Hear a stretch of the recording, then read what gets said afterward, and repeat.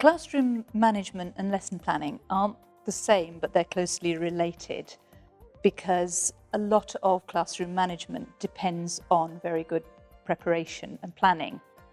But there's always those things that happen in the lesson that you can't plan for, that are spontaneous. That's the positive side as well. So as you go on teaching, you build up a bank of techniques and responses to situations so that you can manage those more spontaneous events as well.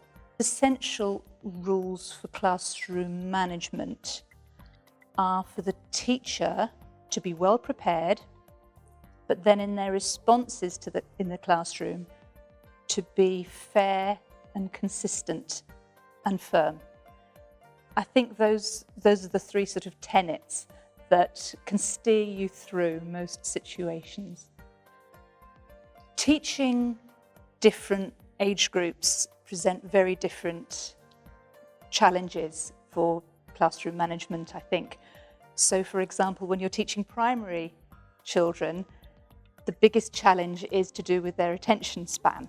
So you've got to keep them changing activity quite frequently, and they very much respond to a sense of achievement, awards, nominations, feeling good about their progress, even nominal things, a name on a board, a sticker.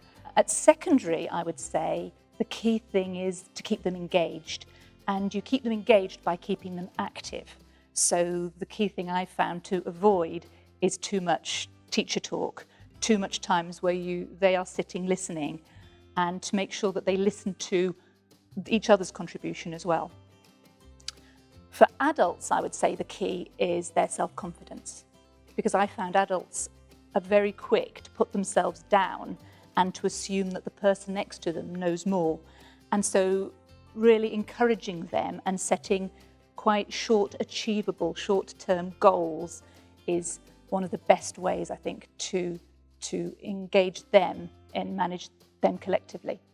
In general, the technique that's been most helpful to me in terms of classroom management, I think, has to be the concept of keeping the students active, of having the teacher doing the minimum and the students doing the most, whether that's asking questions, whether that's structuring activities, whether that's nominating who answers. And, for example, making sure that if a student answers a question or says something in class, it's not only important that the teacher hears it, it's important that the whole class hear it. So it's tempting sometimes, if a student is speaking quietly, to move closer to that student so you can hear better. But the fact is, if you can't hear, then probably other people in the class can't hear. And if they can't hear, they aren't engaged. So sometimes stepping back and requiring that student to speak more loudly, for example, is a good technique for keeping the class active.